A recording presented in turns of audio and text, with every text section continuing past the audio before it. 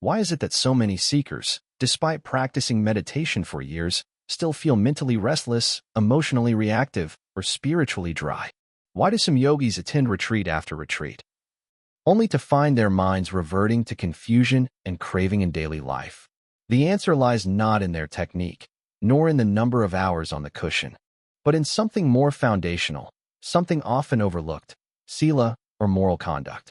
In the modern world, mindfulness is praised. Meditation is popular. Wisdom is admired. But morality? It is frequently dismissed, feared, or misunderstood.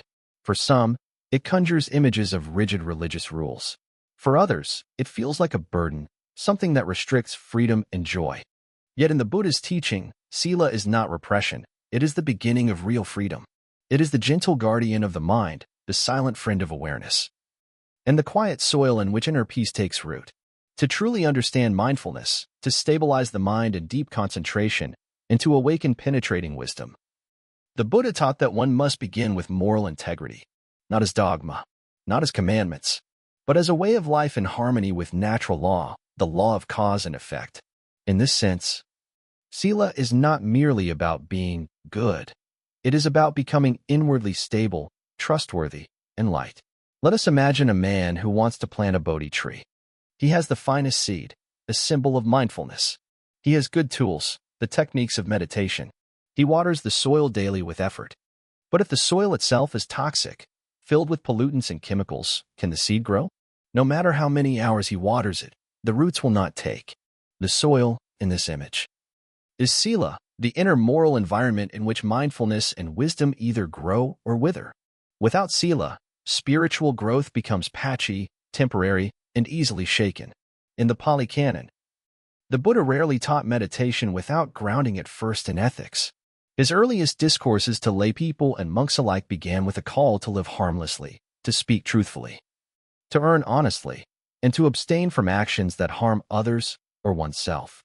He knew that the restless mind is not a technical problem, but an ethical one. A mind that has lied, stolen, hurt others, or indulged in addiction cannot rest deeply. It keeps moving, seeking, hiding.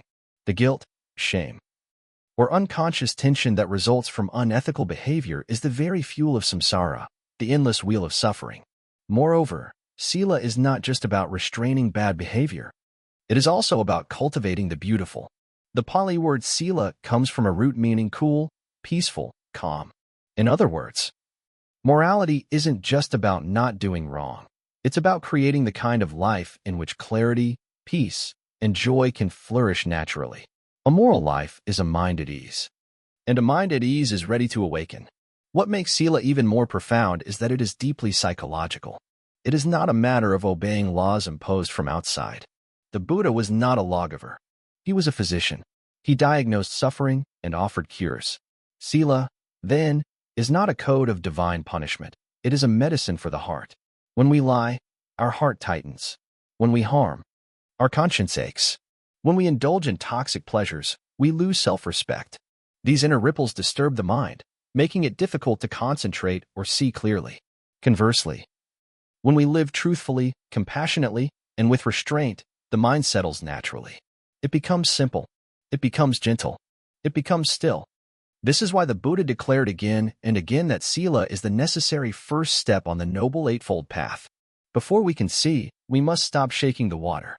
Before we can understand, we must cease reacting. And before we can awaken, we must live in a way that doesn't create new chains.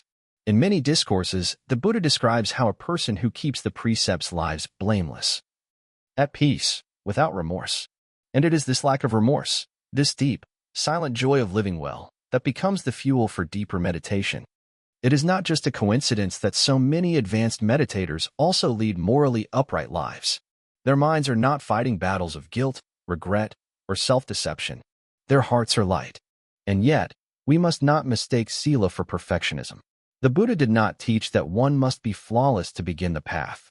Rather, he taught that we must be sincere, willing to learn from our mistakes, willing to see the consequences of our actions, and willing to return to a center of non-harming.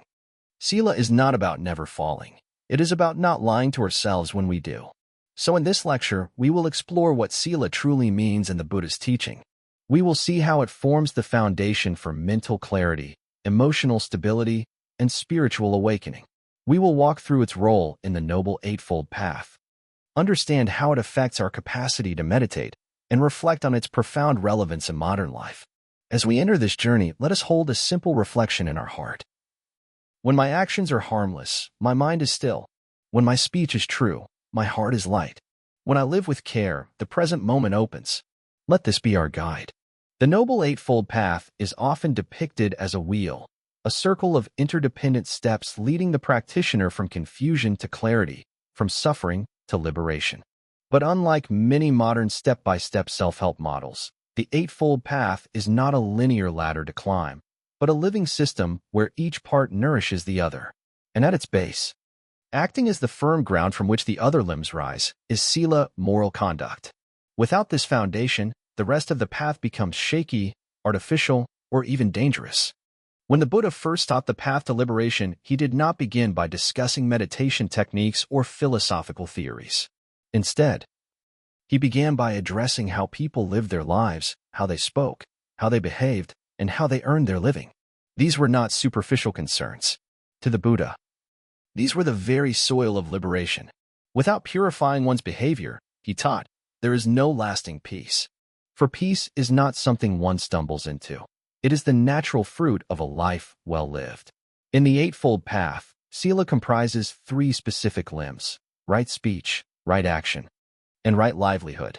These 3, taken together, form the ethical dimension of the path. But they are not commandments imposed from above. They are a deep science of peace. Rooted in the law of cause and effect, right speech begins with recognizing the immense power of words. The Buddha taught that unguarded speech harms not only others but also poisons the speaker's own mind. To lie is to live in contradiction, to fracture reality, to plant seeds of fear and guilt. To engage in gossip, harsh words, or idle chatter is to allow the mind to scatter and lose energy. Right speech means cultivating truthfulness, kindness, and meaningful communication, not out of obligation, but because a mind that speaks clearly and kindly becomes inwardly clear and kind. Speech, after all, is an outward expression of inner state. Right action refers to the ethical conduct of the body. Here, the Buddha emphasized abstaining from killing, stealing, and sexual misconduct. These are not arbitrary moral lines. They are behaviors that, if violated, leave deep impressions on the heart. To kill is to cultivate violence, to wound the inner sense of connection with life. To steal is to reinforce greed and entitlement. To misuse sexuality is to cause harm through craving, deception, or exploitation. When one refrains from these actions, the body becomes an instrument of peace, not harm, and the mind feels clean, aligned, and at ease. Right livelihood expands the scope of ethics into the social and economic sphere. It is not enough to be personally moral. One must also consider how one's work affects the world. The Buddha clearly advised against livelihoods based on killing, selling weapons, human trafficking, intoxicants, or deceit. Again, not because these are bad in a religious sense, but because they create conditions for suffering both for oneself and others. Right livelihood is a call to integrity, to earn one's living in ways that do not fuel greed, violence, or delusion. A person with right livelihood sleeps well at night, knowing their energy is not contributing to the world's confusion. Together, these 3 limbs of Sīla create a field of ethical resonance. They make one trustworthy, to others, and to oneself. They create a mind that is less burdened by regret, less caught in craving, and more available for mindfulness. Indeed, the Buddha compared the person who keeps the precepts to a warrior entering battle wearing strong armor, protected from inner enemies. That protection is not from some external power. It comes from the very structure of one's life. But beyond these obvious aspects, Sīla also works in subtle ways. It purifies the intentions that lie beneath behavior. In the Pāli texts, the Buddha emphasized that karma is not just action, it is intention. When one undertakes Sīla, one is not merely modifying behavior. One is reshaping the very momentum of the mind. To refrain from lying, for instance, is to challenge the mind's tendency to distort. To abstain from harming is to untangle the deeply rooted instinct of aversion. Over time, this discipline rewires the mind, making kindness, honesty, and restraint more natural. And with this purification, the inner storms begin to calm. This is why the Buddha never taught Sīla in isolation.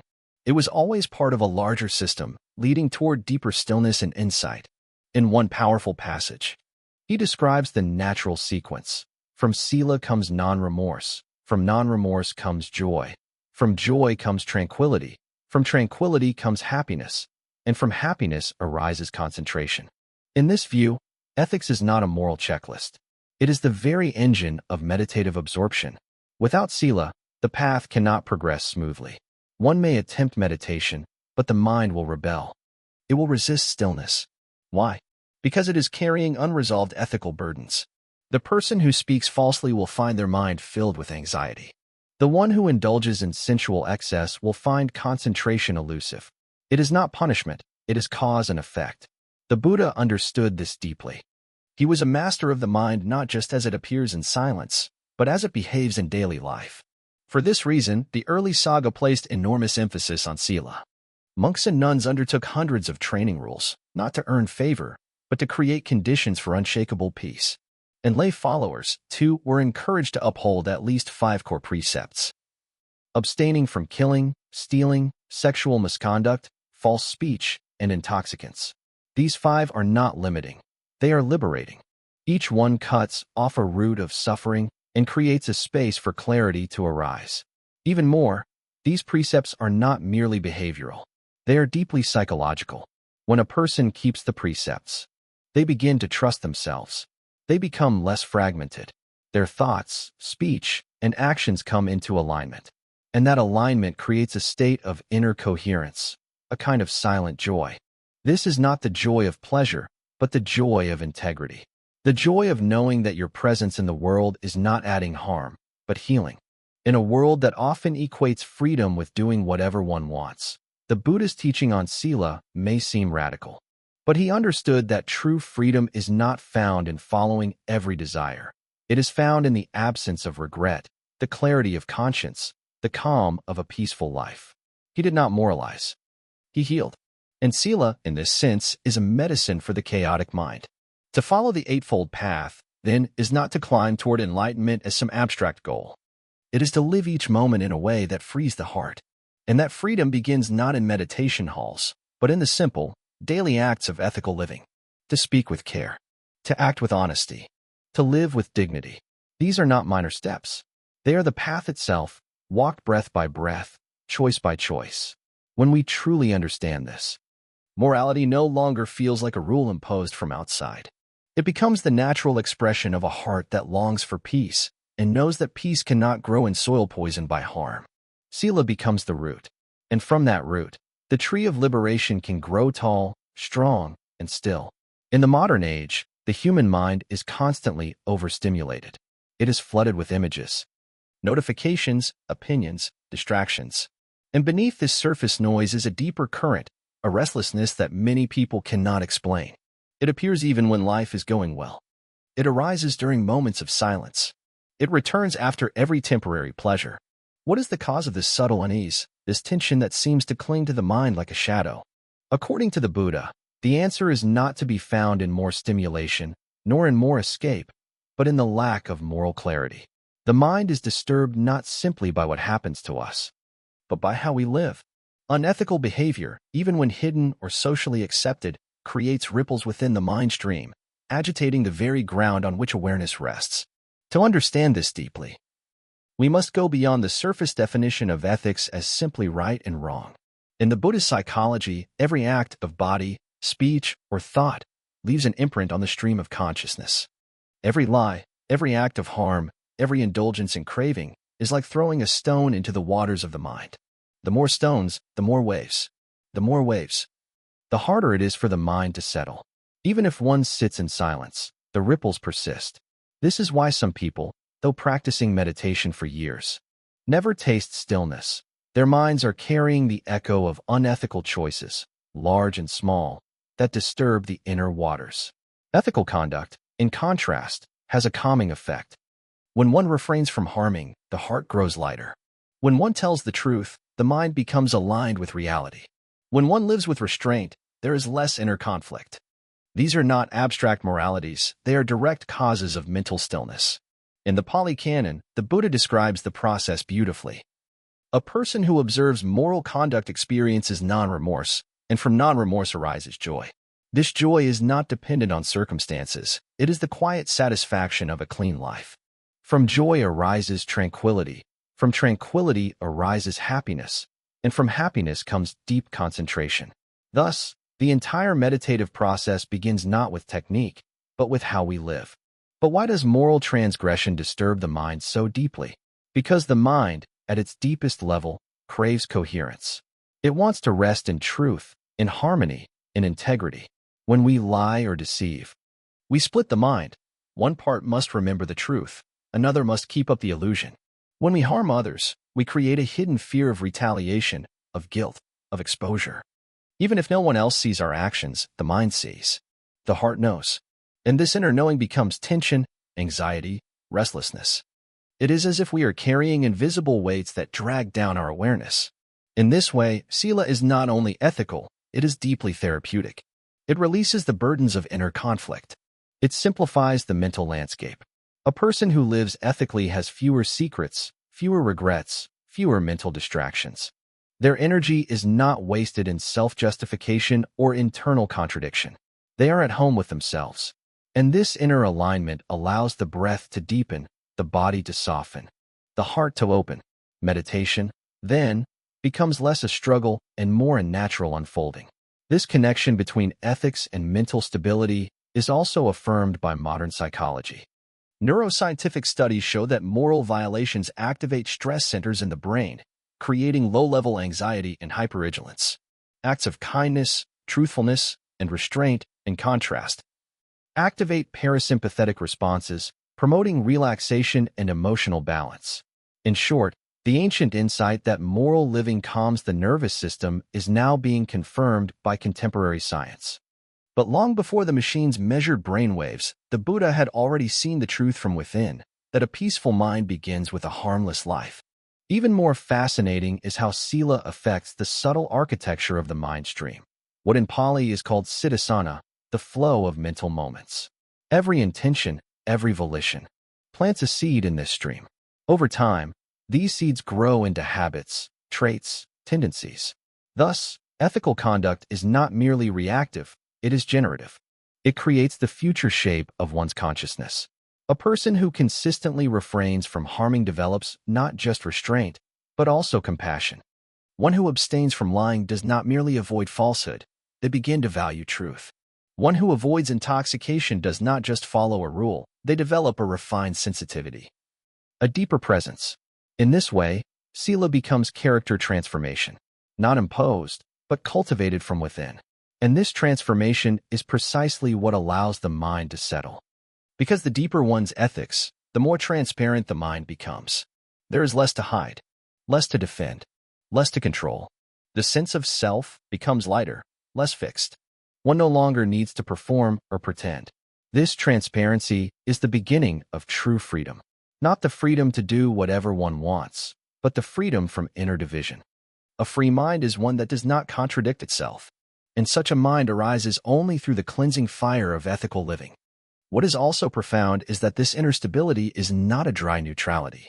It carries with it a natural joy, not the joy of sensual excitement, but the joy of harmony. When the mind is stable, it does not chase after distractions. It rests in simplicity. There is a quiet happiness in knowing that one's presence is safe, that one's words do not hurt, that one's hands do not harm. This happiness is subtle, but it is powerful. It creates a mind that is not only still, but also radiant. This is why the Buddha spoke of Sīla not as a limitation, but as a kind of inner beauty. He used the word Kalya Sīla, beautiful morality. This beauty is not cosmetic. It is the glow of a heart that no longer lives in conflict with itself. It is the serenity of a life that does not plant the seeds of future pain. And it is this serene beauty that naturally draws the mind inward, toward deeper states of absorption and insight. One might wonder, can a person who meditates deeply but lives unethically still progress on the path? The Buddha's answer is clear, no. There may be temporary concentration, but it will be unstable. It will lack depth. Worse, it may become distorted, used to reinforce the ego or justify harmful views. Meditation without Sīla can become dangerous, like handing a sharp tool to a child. The energy of concentration must be grounded in moral clarity. Only then can it become a true vehicle for awakening. And so, we return to the core insight. Sīla stabilizes the mind because it removes the causes of agitation. It simplifies the mental world. It aligns intention with action. It creates an environment where mindfulness is not forced, but flows naturally. And it does all of this not through suppression, but through understanding.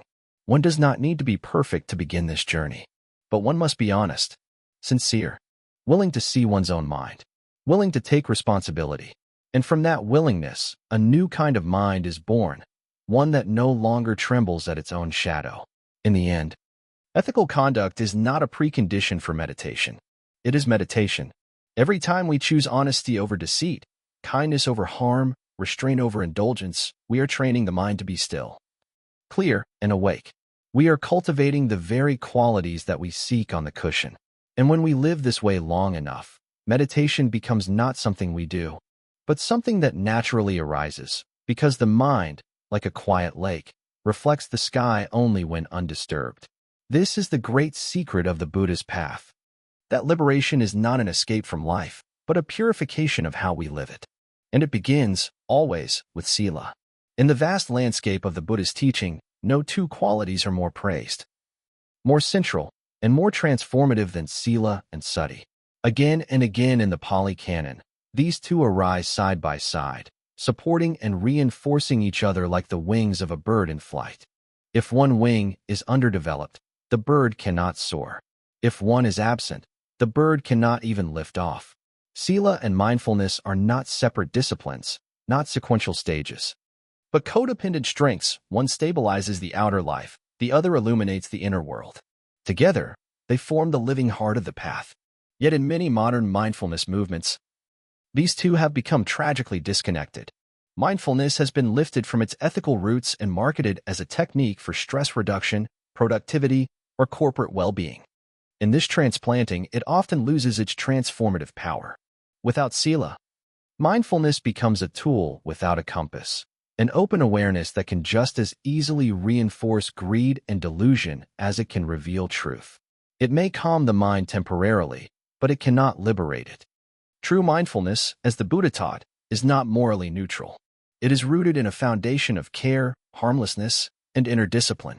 It is not just attention, but attentive integrity. Why is this connection so vital?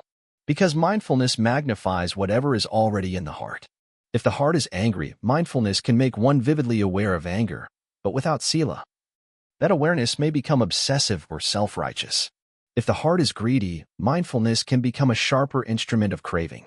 But when the heart is grounded in ethical conduct, when one's speech, actions, and livelihood are guided by compassion and restraint, then mindfulness becomes a beam of clarity shining into a stable and fertile field.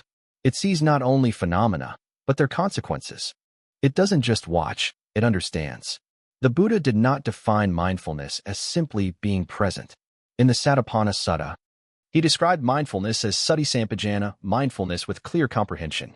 This means not just awareness, but a discriminating presence that knows what is skillful and unskillful, what leads to suffering and what leads to peace. And this discernment is only possible when the mind has been trained in ethical awareness. Sīla sharpens the lens through which we observe. It tunes our moral intuition. It trains us to recognize intentions, not just sensations. For example, imagine someone practicing mindfulness of speech. If they have not cultivated ethical sensitivity, they may simply notice that they are talking or observe the flow of words as a neutral process. But if they are grounded in Sīla, they begin to hear the tone of their speech. They become aware of subtle sarcasm, manipulative undertones, or insincere flattery. They recognize when their words stem from fear or the desire to control. This awareness cannot arise from technique alone. It comes from the commitment to live harmlessly. Ethics gives mindfulness its moral depth. Without it, awareness remains shallow. Likewise, in the domain of action, mindfulness grounded in Sīla becomes profoundly transformative. A person who practices mindfulness while stealing may become a more skillful thief. But a person who lives ethically and then observes the body with mindfulness begins to see how craving moves in the muscles, how subtle restlessness drives behavior, how greed narrows perception. They do not simply watch the body, they begin to see how intentions take shape in the body. And this seeing leads to insight, not just observation. Even in something as simple as daily eating, the difference becomes clear. Mindfulness alone may help one notice the taste, texture, and temperature of food. But mindfulness grounded in Sīla begins to reveal the emotional triggers behind overeating, the dullness that follows indulgence, the habit of seeking comfort through the tongue. Ethical awareness brings depth to the moment. It transforms mindfulness into a mirror that not only reflects the surface, but reveals the underlying roots of action. Moreover, Sīla enhances mindfulness by reducing inner noise. When the mind is not clouded by remorse, guilt, or inner contradiction, it becomes easier to stay present. Ethical living simplifies the internal landscape. There are fewer distractions, fewer regrets, fewer stories to maintain. This simplicity makes mindfulness sustainable, not as a heroic act of attention, but as a natural way of being. One does not have to force awareness, it arises from the calm of a well-lived life. This is why the Buddha repeatedly emphasized the sequence. From Sīla comes Samadhi, and from Samadhi comes Panna. Mindfulness bridges these steps. It connects ethical conduct with concentration, and leads onward to liberating insight. But if the bridge is built on shaky ethical ground, it will collapse under the weight of deeper meditative work. The practitioner may achieve temporary focus, but it will not hold. They may experience states of calm, but wisdom will not arise, because the mind is not transparent. It is still caught in ethical blindness. To live ethically is to train the heart in sensitivity, and this sensitivity becomes the soil of mindfulness. A person who practices Sīla over time becomes naturally more attentive. They start to feel the subtle consequences of their actions. They become aware not just of what they do, but how they do it, why they do it, and what it leaves behind. This sensitivity is not weakness, it is spiritual intelligence. It allows one to respond instead of react, to pause instead of push, to choose instead of compulsively follow habits. And this space of choice is the essence of mindfulness.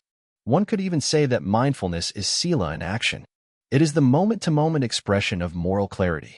Every time we refrain from speaking harshly and choose to breathe instead, mindfulness is present. Every time we resist a harmful impulse and observe it with care, mindfulness is growing. Every time we pause before acting and ask, will this cause harm? That pause is mindfulness. It is Sīla remembering itself. This view dismantles the false split between meditation and life. It reveals that true meditation is how we walk, speak, eat, choose, respond. The cushion is just one context. The whole day is the field of practice. Ethics and mindfulness must not be kept in separate compartments. They must inform each other, feed each other, grow together. Only then can either reach their full potential. In fact, many great meditation masters have said that mindfulness is not something one generates on the cushion, but something that must already be alive in daily life. If you are not mindful when speaking, you will not be mindful in silence. If you're not mindful when buying, eating, relating, you cannot expect mindfulness to magically arise in seclusion.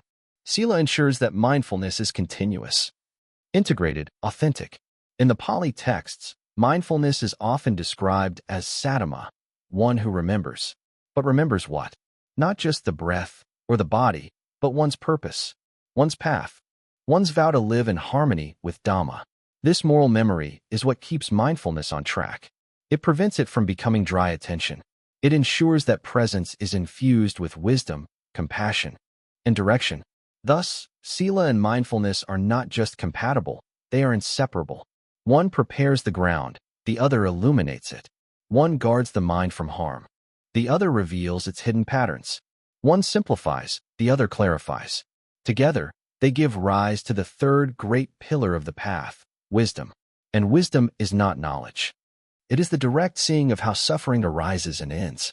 That seeing is only possible when the mind is stable, and that stability is the fruit of ethical living and mindful attention joined as one. When a bird flies, it does not choose one wing or the other. It spreads them both, equally and fully. In the same way, the practitioner who wishes to rise above confusion must cultivate both Sīla and mindfulness, each balancing the other, each giving strength and direction. And when this flight begins, it is not upward towards some heaven, it is inward, toward the quiet freedom that has always been here, waiting to be seen. To speak of Sīla in the modern world is to speak of a path that runs against the current. It is to propose stillness in an age of speed, restraint in a culture of indulgence, an inner responsibility in a time that celebrates external success. Yet it is precisely in this climate, restless, distracted, and morally unanchored, that the value of ethical living shines most clearly. For it is not the age we live in that determines whether Sīla is possible, it is the clarity of our intention. The Dharma has always arisen in turbulent times. And now, as then, it is the practice of integrity that becomes both our compass and our refuge. The challenges to moral conduct in the modern age are subtle and pervasive. Unlike in ancient times, where harmful actions were often clear and visible, today harm is often woven into the very fabric of our daily habits. We participate in systems that exploit, consume in ways that pollute, speak through platforms that amplify division, and earn our livelihood in industries that may profit from ignorance or greed. We are conditioned to believe that convenience is more important than care, that speed is more valuable than truth, and that pleasure is a substitute for peace. In such an environment, the practice of Sīla is not a retreat from life, it is a radical form of awakening within it. The 5 precepts, often seen as basic or elementary, are in fact revolutionary tools for navigating modern life. To abstain from killing in a world desensitized to violence is to reclaim reverence for life, not only human but all sentient life. It is to recognize the impact of our choices on animals, ecosystems, and future generations. It is to pause before we sweat the insect, before we support industries that thrive on destruction, and to ask, is this necessary? This is not sentimentality. It is clarity. To refrain from stealing, in a time when profit is prioritized over fairness, is to live with a deeper honesty. It means not taking what is not freely given, not only material things, but also time, attention, credit, and even emotional energy. It means respecting boundaries, honoring what belongs to others, and seeing abundance not as accumulation, but as sufficiency, when practiced sincerely. This precept challenges the very foundation of consumerism. To abstain from sexual misconduct in a culture flooded with objectification and instant gratification is to protect one's own dignity and the dignity of others. It is to resist reducing others to sources of pleasure or validation. It is to honor trust, consent, and emotional responsibility. In a world where intimacy is often confused with impulse, this precept becomes a path of purification, not repression, but respectful presence. To refrain from false speech in an age of spin, clickbait, and curated personas is to become a rare source of trust. It means choosing truth even when it is inconvenient, speaking with kindness even when it is difficult, and resisting the urge to exaggerate, flatter, or manipulate. It means refusing to gossip, to sow division, or to perform for approval. In a world where words are cheap, honest speech becomes sacred. And to abstain from intoxicants, not just chemical but psychological, is to reclaim our capacity to be present. This includes substances, yes, but also the many forms of distraction we use to numb or escape: endless scrolling, compulsive entertainment, emotional drama, overwork. The modern world thrives on intoxication, not only in bars but in boardrooms, not only in nightclubs but in newsfeeds. To be sober is not merely to avoid alcohol or drugs, it is to wake up from the trance of unconscious living. It is to live deliberately. Ethical living today requires more than obedience. It requires discernment. The line between right and wrong is no longer enforced by external authorities. It must be discovered inwardly. We must become our own protectors, our own witnesses, our own guides. The Buddha did not hand out commandments. He invited us to look, to see the results of our actions, to train the eye of wisdom until we could no longer ignore the connection between cause and effect. This means that Sīla in the modern age must be alive. It cannot be rigid. It must adapt to context without compromising its essence. For example, right livelihood today involves deep questioning. What does it mean to earn a living without causing harm in a globalized economy? How do we participate in industries that may be entangled in exploitation? The answers are not always clear, but the questioning itself is already a form of ethical mindfulness. It wakes us up. It forces us to take responsibility, not only for our own conduct, but for the collective systems we support. And this responsibility is not a burden. It is a form of freedom. When we live ethically, we reclaim our agency. We are no longer passive consumers, no longer driven by compulsion or blind habit. We become deliberate. We align our daily choices with our deepest values. This alignment brings integrity, and integrity brings joy. Not the fleeting joy of pleasure, but the deep joy of knowing that our life is not contributing to the world's confusion. Ethical living also becomes the ground for courage. In a world that often rewards manipulation, speaking truth may cost you opportunities. Living with compassion may be seen as weakness. Resisting consumerist impulses may make you appear strange. But each time you choose Sīla over convenience, you strengthen the muscles of the heart. You become a beacon, not through preaching, but through presence. You show, silently, that another way of being is possible. That it is possible to live in the modern world without being swallowed by it. Most importantly, Sīla allows us to live without regret. This is the greatest gift. In the silence of the night, when no one is watching, when the world's praise and blame are distant echoes, the person who has lived ethically rests easily. Their mind is not haunted. Their conscience is not heavy. They do not fear remembering. This peace is priceless.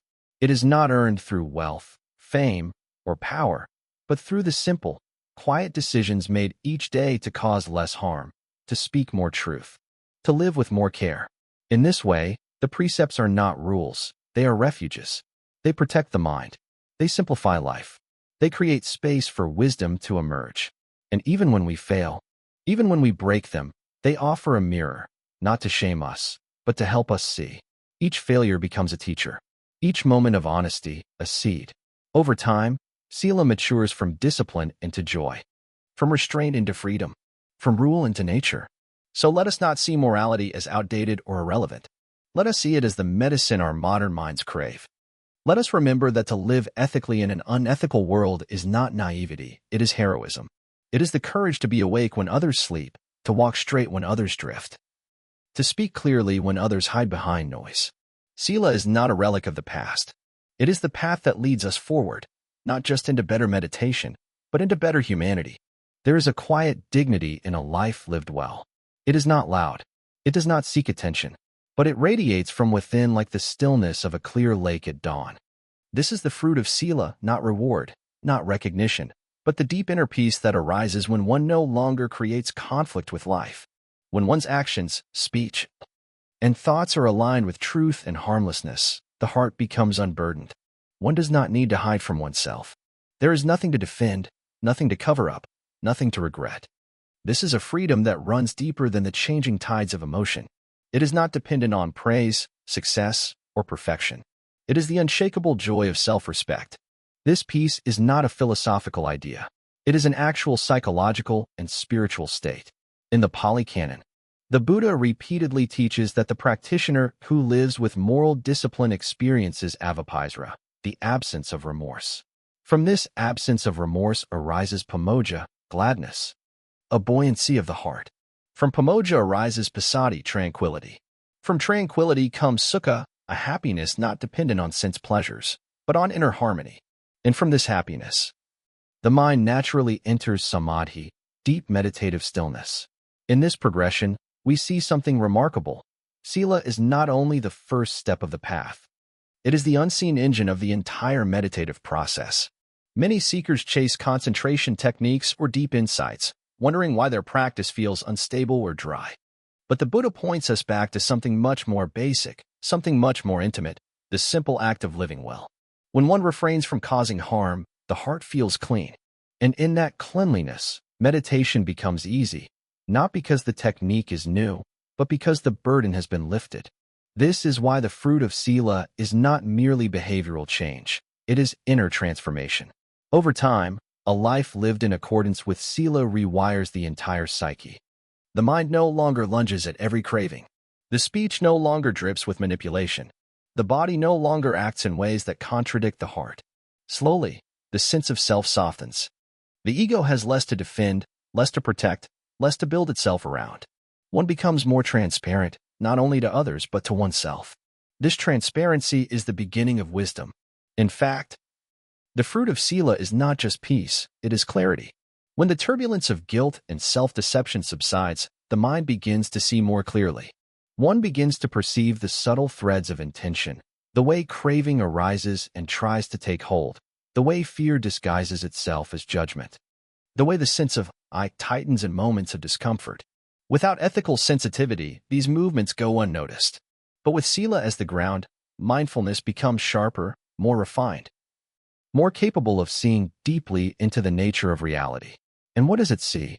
It begins to see the three marks of existence: anicca, dukkha, and anatta. These are not philosophical positions, but experiential truths. One sees that all phenomena are in flux, that nothing in the world of form can truly satisfy, and that the self is not a fixed entity but a process of causes and conditions. These insights are not abstract. They emerge naturally when the mind is steady and free of remorse. And this steadiness, this freedom, is born of Sīla. Thus, Sīla is not merely the beginning of the path. It is woven into the very heart of awakening. Without Sīla, wisdom becomes distorted. One may have insight, but it will be mixed with ego. One may experience meditative absorption, but it will not lead to freedom. Sīla ensures that insight does not become arrogance, that concentration does not become escape. It grounds the spiritual path in humility, kindness, and real-world care. And beyond this, Sīla also brings about a unique kind of inner confidence, not the arrogance of superiority, but the quiet trust that comes from knowing one is not living a double life. This trust becomes the basis of unshakable serenity. The person who keeps Sīla does not need to worry about being exposed. They are already open. They do not fear judgment. They are already aligned. This freedom from inner conflict is a rare jewel, especially in a world where so much effort is spent maintaining appearances. Even more profound is how Sīla transforms our relationships. When we are no longer driven by greed, fear, or selfishness, we begin to truly listen. We become less reactive. Others feel safe in our presence. Our relationships become less transactional and more sincere. We are no longer trying to get something from others, but simply sharing our presence. This shift in relational energy is deeply healing, and it begins, always, with the discipline of restraint and the intention to cause no harm. At the highest level, the fruit of Sīla is nibbana, the complete cessation of greed, hatred, and delusion. This is not a place or a state of mystical absorption, but the end of inner conflict. The one who reaches nibbana does so not by escaping the world, but by ceasing to create suffering within it. And that cessation begins with the cessation of unethical behavior. The fires of greed, hatred, and delusion cannot survive in the heart that no longer feeds them. Thus, Sīla is not just morality, it is liberation in action. The Buddha once said, "Just as all the footprints of animals fit within the footprint of the elephant, so too all wholesome states fit within the practice of Sīla." This is a bold claim, but when we examine the path, we see its truth. Generosity, kindness, mindfulness, concentration, insight, all of them depend on the stability that Sīla provides. Without it, practice becomes performance. With it, practice becomes embodiment.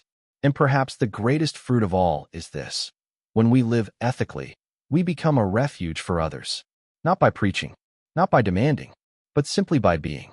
In our presence, others feel less judged, less anxious, less pressured. We radiate a kind of peace that does not come from charisma, but from integrity. And in a world so full of performance and posturing, this quiet integrity becomes a kind of sanctuary. So let us not underestimate the power of ethical conduct.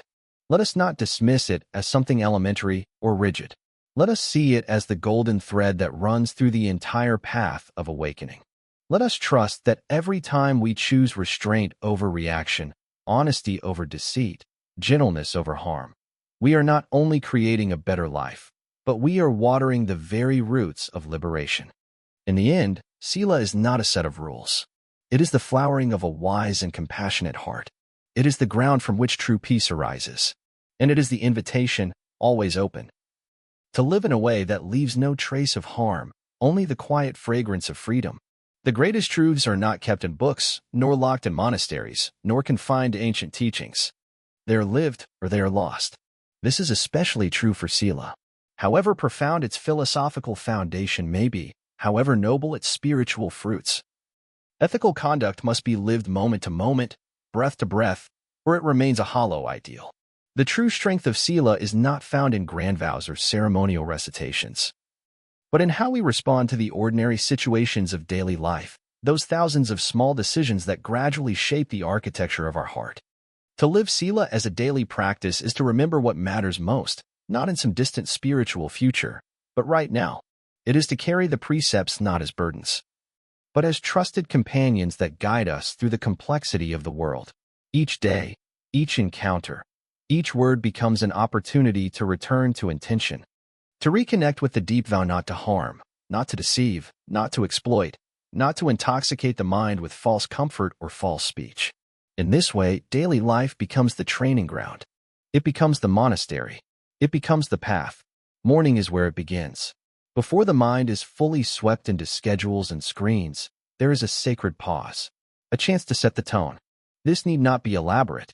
Even a few silent breaths with the heart inclined toward harmlessness can make a difference. A simple reflection. Today, may my words be honest, my actions gentle, my mind clear. This is not wishful thinking, it is mental training. The mind is impressionable, especially in the stillness of dawn. This moment of intention plants the seed for mindful restraint throughout the day.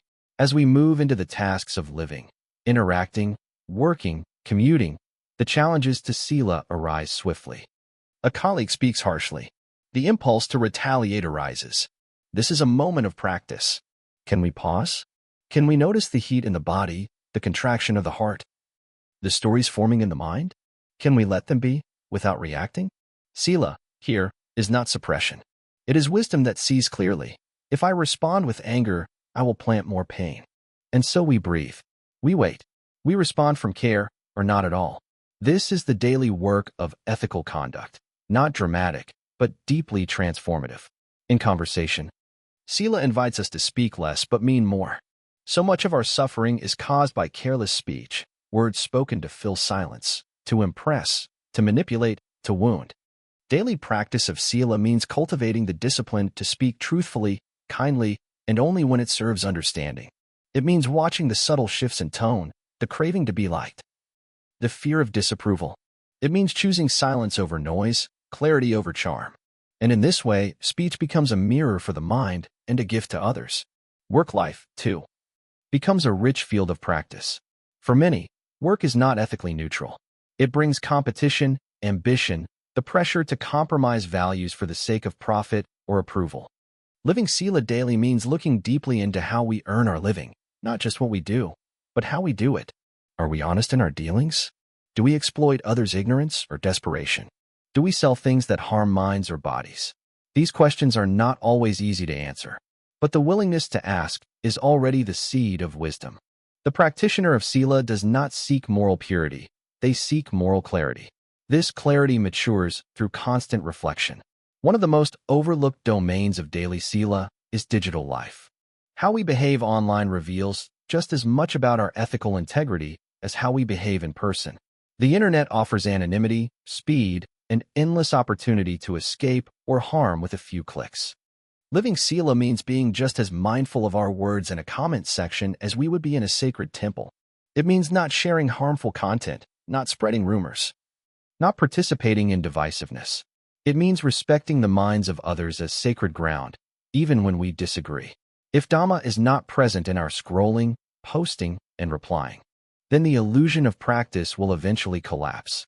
In eating, too, Sīla finds expression. Food is not just nutrition, it is karma. The way we consume, what we consume, and why we consume are all deeply ethical questions. Are we eating with awareness? Are we consuming more than we need?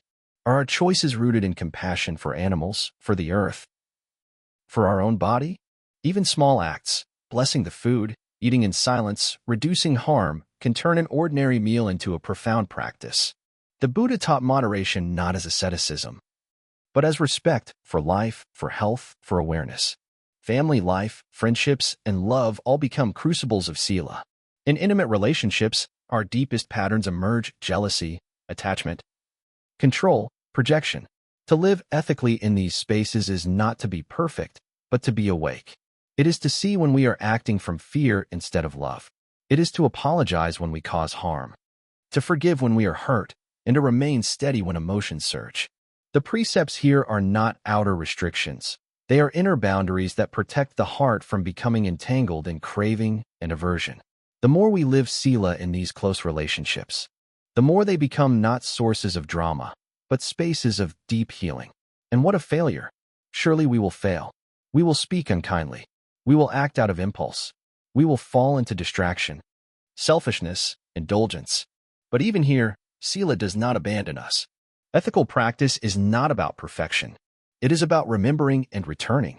Each time we fall short, we are given a choice: to turn away in shame, or to turn toward the truth with humility, to acknowledge, to reflect, to vow again. This cycle of falling and rising is the actual practice. It strengthens resolve. It deepens sincerity. It teaches us compassion, not just for others, but for ourselves. Over time, Sīla begins to move from intention to intuition.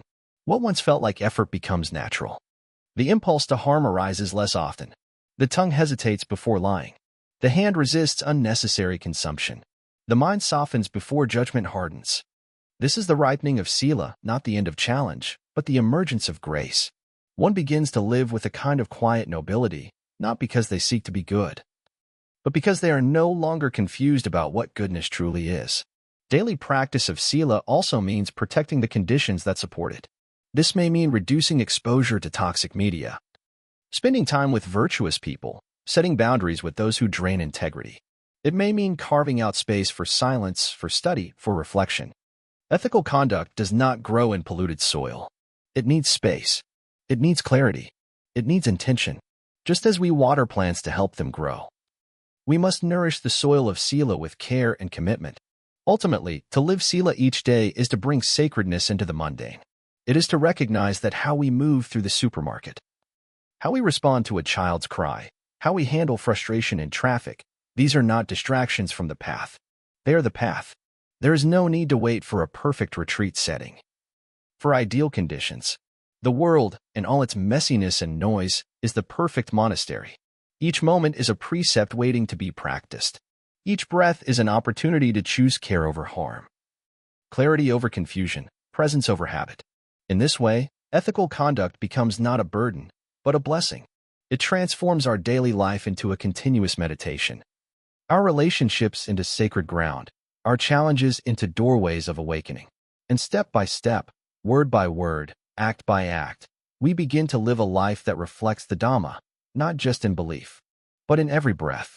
There is a quiet force in this world that is stronger than any army, more enduring than any monument, and more healing than any medicine. It is not loud. It is not famous.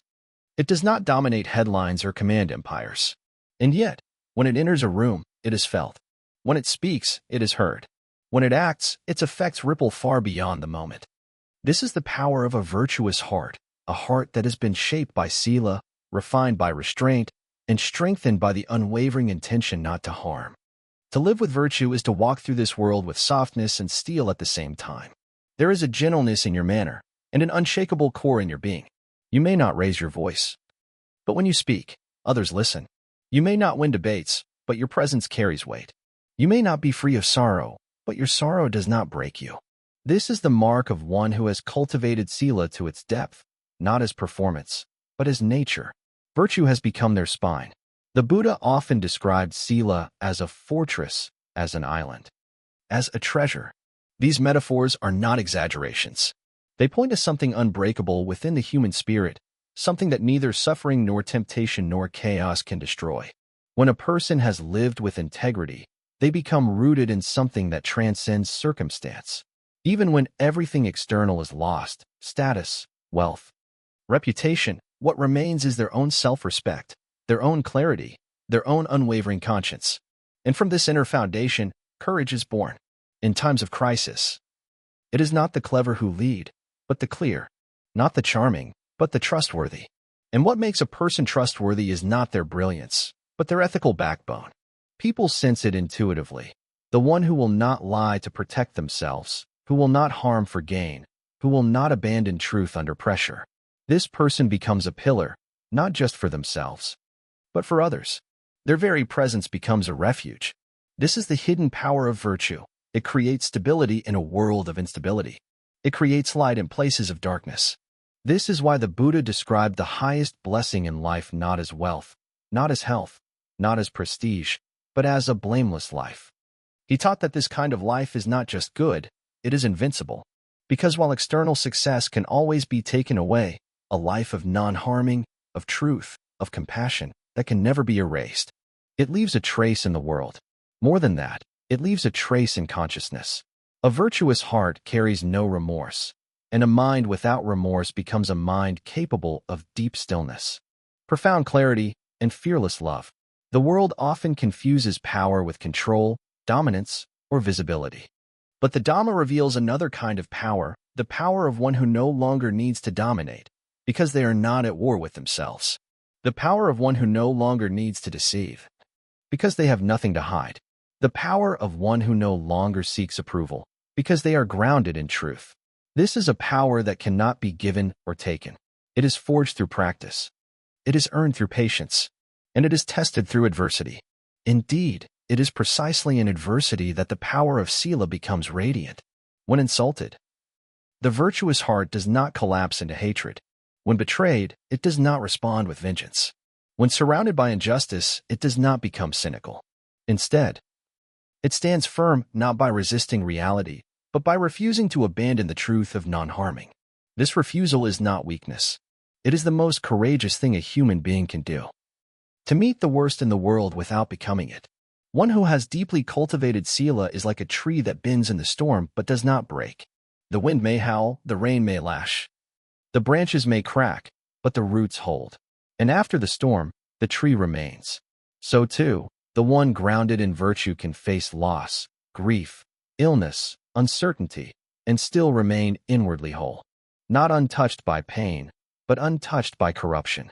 Not invulnerable to sorrow, but invulnerable to bitterness. This inner resilience has ripple effects.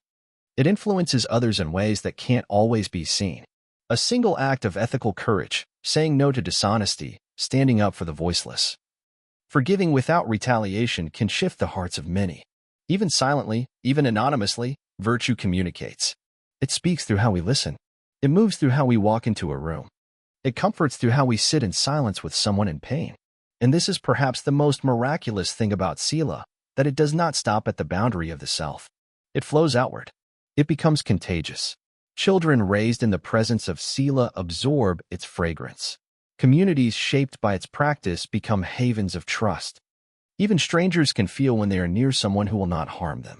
And this feeling, this sense of moral safety, is one of the rarest and most precious experiences a human being can have. In a world where everyone is marketing something, guarding something, defending something, to meet a person who lives simply, honestly, gently, that is a gift beyond words. But make no mistake, this path is not easy. The power of a virtuous heart is not granted overnight. It is cultivated through many small sacrifices, the word we hold back, the impulse we don't follow, the desire we examine instead of indulging. Each time we choose care over convenience, truth over comfort, presence over distraction, we forge this strength. It is not glamorous. No one applauds restraint. But over time, these invisible choices shape us into something unshakable. This is why Sīla is not dependent on belief. You need not subscribe to any doctrine to walk this path. You need not call yourself Buddhist or spiritual or anything at all. You need only care enough about the truth to live by it. You need only value peace enough to protect it through your actions. You need only recognize that how you live affects not just others, but your own capacity to be free. And this is the ultimate point. The power of a virtuous heart is not about being good. It is about being free. Because when the mind is no longer entangled in deception, regret, aggression, or addiction, it becomes spacious. It becomes luminous. It becomes fearless. In this freedom, wisdom can arise. In this freedom, love can mature. In this freedom, even death loses its sting, because you have lived in such a way that your presence leaves no stain on the world. You came gently. You walked with care. You harmed less. You loved more. You lived in truth. That is the legacy of Sīla. And so, let us no longer see virtue as weakness. Let us no longer speak of ethics as rules imposed from the outside. Let us see Sīla as strength, as clarity, as liberation in motion. Let us understand that the ethical path is not a detour from awakening. It is the road itself. It is not an ornament on the Dhamma. It is the beating heart of it. And if we ever doubt this path, if we ever feel that kindness is wasted, or honesty is ignored, or restraint is mocked, let us remember, virtue is indestructible. It cannot be defeated by time. It cannot be erased by others' ignorance. It cannot be undone by failure.